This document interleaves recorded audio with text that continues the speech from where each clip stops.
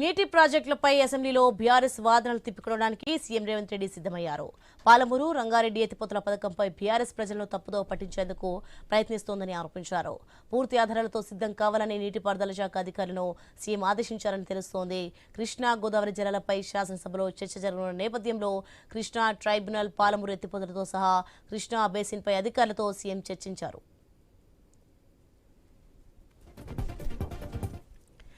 జూరాల జలాశయం నుంచి నీటిని మళ్లించేలా ప్రతిపాదించిన పాలమూరు రంగారెడ్డి ఎత్తిపోతల పథకాన్ని శ్రీశైలం జలాశయం నుంచి నీరు తీసుకునేలా ఎందుకు మార్చాల్సి వచ్చిందని సీఎం ఆరా తీశారు. జూరాల నుంచి చేపట్టిన పథకం మొదట అంచనా, ఆయకట్టు, మళ్లించే నీరు ఎంత అని వివరాలు తెలుసుకున్నారు. పాలమూరు రంగారెడ్డి ఎత్తిపోతల పథకంగా మార్చిన తర్వాత అంచనా వ్యయంపై వివరాలు అడిగారు. పాలమూరు రంగారెడ్డి ఎత్తిపోతల అనుమతుల కోసం చేసిన ప్రయత్నం, కేంద్రానికి చేసిన విజ్ఞప్తుల గురించి నీటిపారుదల శాఖ మంత్రి ఉత్తమ్ కుమార్ రెడ్డి వివరించారు.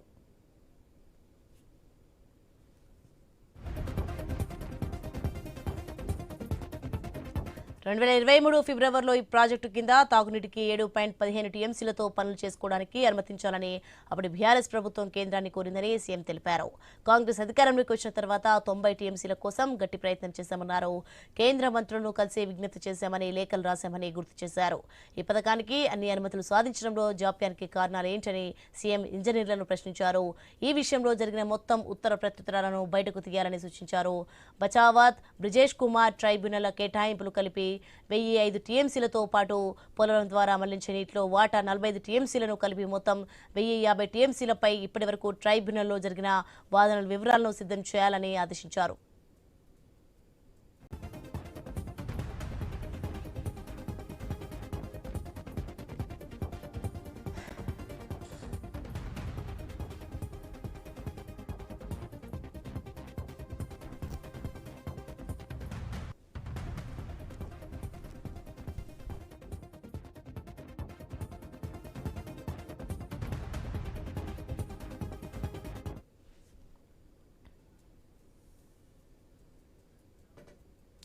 నేటి నుంచి తెలంగాణ అసెంబ్లీ శీతాకాల సమావేశాలు జరగనున్నాయి. శాసనసభ, శాసన మండలిలో ప్రశ్నోత్తరాలు రద్దు చేశారు.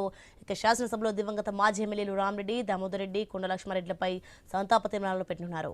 రైట్కి ఇదే అంశానికి సంబంధించి మరింత సమాచారం మా ప్రతినిధి ప్రవీణ్ లైవ్ లో అందించే సిద్ధంగా ఉన్నారు. ప్రవీణ్, కాసేపట్లో తెలంగాణ అసెంబ్లీ సమావేశాలు ప్రారంభం కానున్నట్లుగా తెలుస్తోంది. దీనికి సంబంధించిన డీటెయిల్స్ ఏంటి?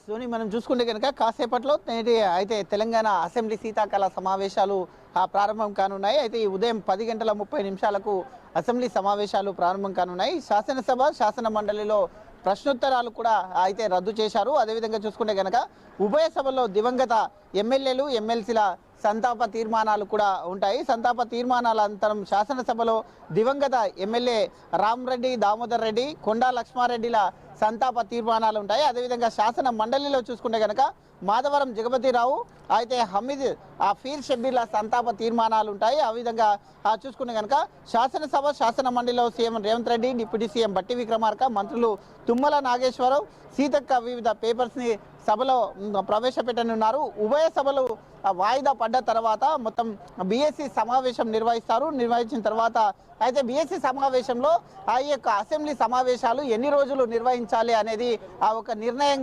తీసుకొని ఉన్నట్టుగా కూడా తెలుస్తుంది. అదేవిధంగా చూసుకుంటే కనుక కనీసం 15 రోజులు ఈ సమావేశాలు నిర్వహించాలంటూ కూడా ఆ బీఆర్ఎస్ పార్టీ ఇటు పట్టుబడుతున్నట్టుగా తెలుస్తుంది. సమావేశాలకు అయితే మాజీ సీఎం కేసీఆర్ కూడా హాజరు కానున్నట్టుగా తెలుస్తుంది. బీఆర్ఎస్ అధినేత కూడా హాజరు కానున్నట్టు తెలుస్తుంది. అదేవిధంగా చూసుకుంటే కనుక అయితే తమకు ఆ పీపీటీ అవకాశం ఇవ్వాలంటూ కూడా మొత్తం టోల్గా కూడా అయితే బీఆర్ఎస్ కోరుతున్నట్టుగా తెలుస్తుంది. అయితే శాసనసభలో డిప్యూటీ స్పీకర్ ఎన్నిక కూడా ఈరోజు ఉండబోతుంది. ఇటీవల ఆర్డినెన్స్ రూపంలో తీసుకొచ్చినటువంటి కొన్ని బిల్లులు ఏవైతే ఉన్నాయో ఆ బిల్లులన్నింటి కూడా శాసనసభలో ప్రవేశపెట్టబోతున్నట్టుగా కూడా ప్రభుత్వం ప్రవేశపెట్టబోతుంది. అయితే సభకు హుందాగా నడుపుకుందామని అన్ని ఆ పక్షాలకు పిలుపునిచ్చారు. శాసనసభ వ్యవహారాల శాఖ మంత్రి శ్రీధర్ బాబు కూడా హుందాగా ఆ సభను అయితే నిర్వహించుకోవాలంటూ కూడా ఇప్పటికే చెప్పిన నేపథ్యంలో ప్రజా సమస్యల పైన కూడా ప్రభుత్వాన్ని నిలదీయాలంటూ ఇటు బీజేపీ కూడా డిసైడ్ అయినట్టుగా తెలుస్తుంది. మెయిన్గా చూసుకుంటే కనుక అయితే ఈ యొక్క 7వ సమావేశంలో తొలి రోజు అయితే ఉదయం మొత్తంగా కూడా సభాపీఠం పైన 11 కీలక పత్రాలను కూడా అయితే ప్రభుత్వం ఉంచనున్నట్టుగా తెలుస్తుంది. అదేవిధంగా ముఖ్యమంత్రి రేవంత్ రెడ్డి ప్రవేశపెట్టే చూసుకుంటే కనుక తెలంగాణ జీఎస్టీ సవరణ ఆడియన్స్ను అయితే టేబుల్ ముందు పెట్టబోతున్నారు. అదేవిధంగా జిహెచ్ఎంసీ సవరణ ఆడియన్స్ను కూడా అయితే టేబుల్ ముందు పెట్టబోతున్నారు. తెలంగాణ మున్సిపాలిటీస్ 2వ సవరణ ఆర్డినెన్స్ ను కూడా అయితే ఉంచబోతున్నారు. జిహెచ్ఎంసీ 2వ సవరణ ఆర్డినెన్స్, అదేవిధంగా తెలంగాణ సమగ్ర శిక్ష అయితే 2023-24 ఆడిట్ నివేదికను కూడా అయితే టేబుల్ ముందు ఉంచబోతున్నారు. అదేవిధంగా ఆ పిఎంఎస్హెచ్ఆర్ఐ పాఠశాలలు 2024-25 ఆడిట్ రిపోర్ట్ను కూడా అయితే టేబుల్ చేయనున్నారు. ఈ విధంగా చూసుకుంటే కనుక అయితే ఉప ముఖ్యమంత్రి బట్టి విక్రమార్క కూడా కీలక ప్రతిపాదనలు కూడా ఆ టేబుల్ పై చేయనున్నారు. ప్రభుత్వ ఉద్యోగాల నియామకాలు నియంత్రణ చట్టానికి ఆ 2వ సవరణ కూడా అయితే ఉంచనున్నారు. ఇదే విధంగా చూసుకుంటే కనుక సిబ్బంది నిర్మాణం వేతనాల సరళీకరణ పైన కూడా ఆర్డినెన్స్ పైన టేబుల్ చేయనున్నారు.